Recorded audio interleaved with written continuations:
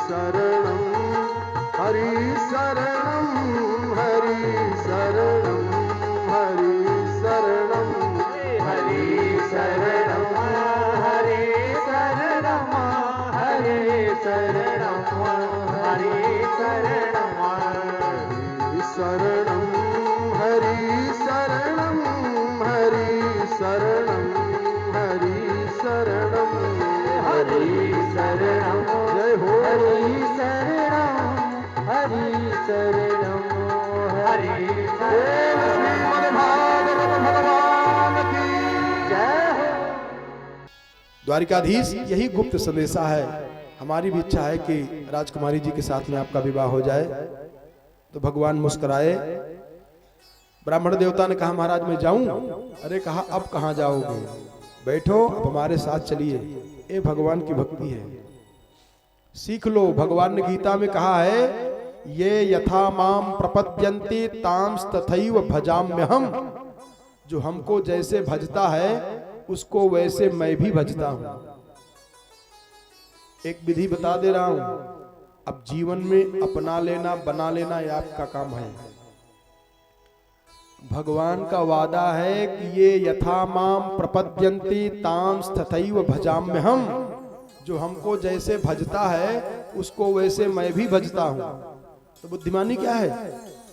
देखो और सरल कर दूं, आप भगवान की कथा सुनेंगे तो भगवान आपकी व्यथा सुनेंगे, अपने आप से बिना कहे सुनेंगे। कुछ नहीं करना है।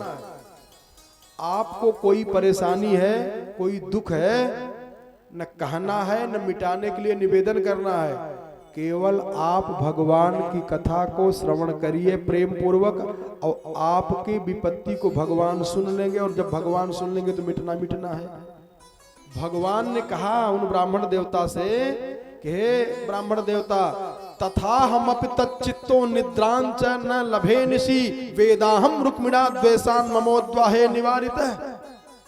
जैसे रुक्मिणी जी मेरे विरह में तड़प रही हैं, ऐसे रुक्मिणी जी के लिए रात में हमको नींद नहीं आती है। लेकिन जो रुक्मिणी जी का बड़ा भाई है रुक्मी, उसने जबरदस्ती रुक्मिणी जी का विवाह शिशुपाल के साथ में कराना चाह रहा है।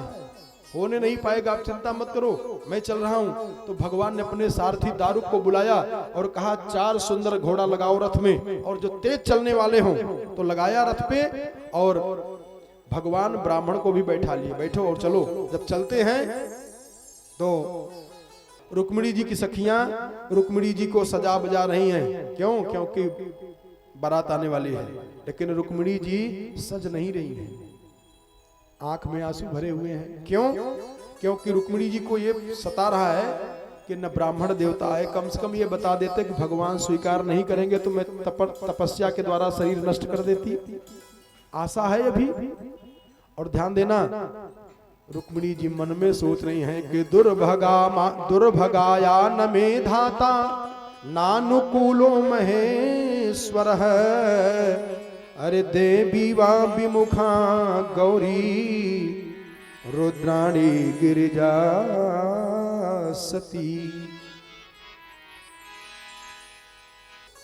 इसलिए कहा देखो, सीता जी भगवान राम को जब पति के रूप में प्राप्त करना चाहिए तो वो भी आंख में आंसू भरी हैं। और यहां देखो रुक्मिणी जी ने क्या किया। एवं चिंतयति बाला गोविंद हृतमानसा न्यमीलयत कालज्ञा नेत्रे चाश्रु कला कुले। नेत्रे च अश्रु कला कुले। रुक्मिणी जी के आंख में आंसू आ गए। और क्यों आंख में आंसू आए हैं? गोविंद हृत मानसा, हृदय में भगवान गोविंद का ध्यान करके और तब प्रेम के आंसू आए कि प्रभु हमारे ऊपर नहीं कृपा करोगे क्या? तो हुआ क्या?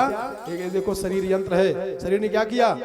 तो एवं बद्ध्वा प्रतीक्षन्त्या गोविंद गमनम नृप। जब आंख में आंसू भरे रुक्मिणी जी को, तो रुक्मिणी जी के बाईं आंख फड़क पड़ी। स्त्रियों के जब बाएं अंग फड़के कूदे तो जानो शुभ है, और दायां अंग अगर फड़क जाए कूद जाए तो अशुभ होने वाला। ये शरीर तो सूचना दे रही है साधु को, ब्राह्मण को, गऊ को कुछ खिला दे, अरिष्ट जो होने वाला है वो कम हो जाएगा। और पुरुषों का अगर दाहिना अंग फड़के तो शुभ है, और बायां अंग फड़क जाए तो जान लेना कि अशुभ होने वाला है। बाईं आंख, बायां भुजा, बायां पैर अगर ये फड़क जाए अकारण तो जान लेना कि कुछ अशुभ होने वाला है। नमस्ये त्वांबिके भीक्षणम स्वसंतान युताम शिवाम भूयात् पतिर्मे भगवान कृष्णस्तदनुमोदताम। हे भगवान, हे पार्वती मैया, हमारे पति भगवान हो जाए। 16 प्रकार से पूजा की हैं रुक्मिणी जी, और रामचरितमानस में भगवती जानकी की हैं जय जय गिरिवर राज किशोरी, जय महेश मोख चंद्र चकोरी, जय जय गिरिवर राज किशोरी, जय महेश मुख चंद्र चकोरी, जय गज बदन सदानन माता, जय गज बदन सदानन माता, जगत जननी द्रामिनी द्रौती गाता, जगत जननी द्रामिनी द्रौती गाता, पुरवहु मोर मनोरथ नीके, पुरवहु मोर मनोरथ नीके, बसहु सदा मोर पुर सबही के, बसहु सदा मोर पुर सबही के, जानहु मोर मनोरथ नीके, जानहु मोर मनोरथ नीके, बसहु सदा पुर सबही के, बसहु सदा पुर सबही के। 16 प्रकार से पूजा की है। जब पूजा करके निकली हैं, दृष्टि को ठीक कर लो प्यारे, बार बार कहता हूं, कथा के द्वारा विवेक की दृष्टि प्राप्त करिए। देखो अब जब निकली हैं रुक्मिणी जी मंदिर में से बाहर, सुखदेव बाबा कहते हैं कि ताम देव मायामिव वीर मोहिनीम सुमध्यमाम कुंडल मंडिताननाम श्यामाम नितंबार्पित रत्न मेखलाम व्यंजस्तनीम कुंतल शंकिते क्षणाम। लक्षण है, जैसे कोई विद्वान हो, महात्मा हो, तो देख करके जान जाता है कि ये कैसा होगा, इनका भाग्य कैसा होगा। देखो यहां से बता दिए। सुखदेव बाबा ने जब देखा तो राजा परीक्षित से कहा कि मैंने उन माता जी को जगत जननी समझ करके प्रणाम किया, और कैसी हैं ये स्त्रियों के अंदर अगर लक्षण दिख जाए तो जान लेना कि अगर जंगल में भी रहेंगी तो मंगल पैदा कर देंगी। ये बहुत भाग्यशाली जो स्त्री होती हैं उनका ये लक्षण है। अब इस लक्षण को ज्यादा इसलिए नहीं खोल के बोलूंगा कि जिसका नहीं मिलता जुलता रहेगा कहेगा महाराज जी बोली बोल रहे हैं हमको, इसलिए जान ले हु जो जान निहारा, अपने में जान लीजिएगा। सुखदेव बाबा बता रहे हैं कि जब रुक्मिणी जी निकली हैं तो कैसी हैं, सुचिस्मिताम बिंब फलाधर द्युतिर शोणायमान द्विज कुंद कुडमलाम और पदा चलंती कलहंस गामिनी सिंजत कलानुपुर धाम शोभिना विलोक्य वीरा मुमुहु समागता।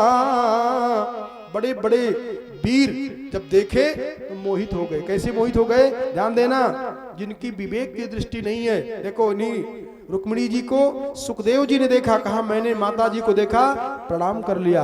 और जो राजा लोग गए थे सुरक्षा में, शिशुपाल दुल्हा बन करके आया है, और जो जरासंध हैं, दंतवक्त हैं, बड़े बड़े राजा, ये इसलिए शिशुपाल की सुरक्षा में गए हैं कि रुक्मिणी जी के साथ कोई दूसरा न आ जाए। राजा की महिमा है, इसलिए सब चारों तरफ से घेराबंदी किए, कोई वहां जाने न पाए, परिंदा पर न मारने पावे। मंदिर की चारों तरफ घेराबंदी की है, सेना लगी हुई है, बड़े बड़े राजा महाराजा आए हुए हैं। कोई हाथी पे बैठा है, कोई रथ पर बैठा हुआ है, कोई घोड़ा पे बैठा हुआ है, और सब सेना लगी हुई है। तो कुछ राजाओं ने सोचा कि जरा रुक्मिणी जी को देखूं तो कैसी हैं ये। इन मूर्खों ने क्या किया, इनके तो विवेक की दृष्टि है नहीं, ये राजकुमारी समझ रहे थे। और सुखदेव बाबा कहते हैं कि जब झांक करके देखना चाहे कि राजकुमारी जी कैसी हैं, तो याम वीक्षते नृपतयस्तदुदारहास व्रीडावलोक हित चेतस उज्झितास्त्रा। परिणाम क्या हुआ, पेतुः क्षितौ गजरथा स्वगता विमूढ़ा। मूढ़ नहीं लिखे हैं, विमूढ़ा। हरि राम, विशेषण है, मूर्ख नहीं, विशेष रूप से महामूर्ख लोग राजकुमारी जी को राजकुमारी समझ रहे हैं, और जबकि वो माता लक्ष्मी है। और जो हाथी पर से झुक करके सोचा कि मैं एक बार देखे, तो हाथिया पर से गिरे धड़ाम से, और गिरे तो गिरे रह गए, उठ नहीं पा रहे हैं, बेहोश। इतनी सुंदर है वो, मुहना खुला है, मक्खी आ रही है जा रही है, अपना मुंह नहीं बंद कर पा रहे हैं। पेतु क्षितौ गजरथा स्वगता विमूढ़ा। महामूर्ख लोग जो रथ पे बैठे हैं, रथ पर से गिरा धम्म से, और बेहोश पड़ा है, होश ही नहीं है, उठ के खड़ा हो जाऊंगा। ये सुंदरता रुक्मिणी जी की।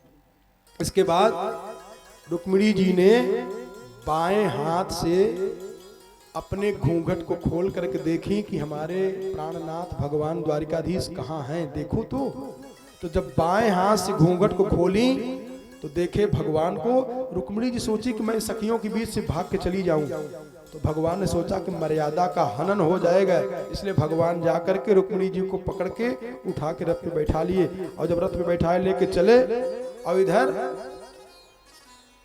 शिशुपाल मौर बांध के पीढ़ा पे खड़ा है, दुल्हा बना हुआ है, कब लड़की आएगी, अब विवाह का कार्यक्रम आगे होगा। पंडित लोग स्वस्ति न इंद्रो वृद्धश्रवाः स्वस्ति नः विश्ववेदाः स्वस्ति नस्तार्क्ष्यो अरिष्टनेमिः। हम सबसे शिशुपाल वाले बन जा रहे हैं क्या यार। वो लोग बोल रहे थे, अब परिणाम क्या हुआ, खड़े हैं।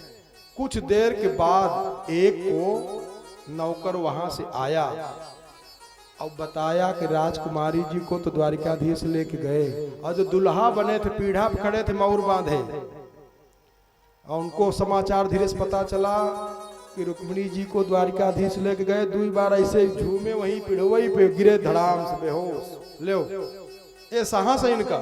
अब कोई दौड़ा है, पानी का छींटा मारो भैया, उठाओ, नहीं तो नहू कर राम नाम सत्य हो जाएगा क्या। और शिशुपाल कोई पकड़ के उठा रहा है, कोई झुला रहा है, हिला रहा है, बेहोश।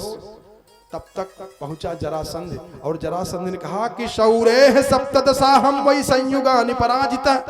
अरे मित्र, शिशुपाल कान में कह रहा है कि जिस द्वारिकाधीश ने रुक्मिणी जी को लेकर के चला गया है, तुम उसका समाचार सुन करके यार मूर्छित होकर के बेहोश हो गए हो। इसी द्वारिकाधीश से हमसे 17 बार लड़ाई हुई, 17 बार मैं हारा, 18वीं बार जीता, मैंने अपना साहस नहीं छोड़ा। लेटे लेटे शिशुपाल ने सोचा कि बड़े बड़े बेशरम पड़े हुए हैं, 17 बार हार गया, इसको शर्म ही नहीं लगी, तो हम काहे कई बार में शर्माए। वह उठ के खड़ा हो गया, और तब तक जो रुक्मिणी जी का भाई है रुक्मी, उसका तो पूरा सपना ही चकनाचूर हो गया कि हमारा बहनोई बनेंगे शिशुपाल, तो उन्हीं के आड़ में मैं अपना ये राज बनाऊंगा, ये करूंगा, वो करूंगा, तो सब बेकार हो गया। उसने कहा कि आप लोग यहीं बैठे रहें, जब तक मैं अपनी बहन को मुक्त करा के नहीं आऊंगा, यहाँ मुंह नहीं दिखाऊंगा। अब मनमना करके गया, भगवान के ऊपर बाणों की बौछार कर दिया, बड़ा बाण मारा रुक्मी।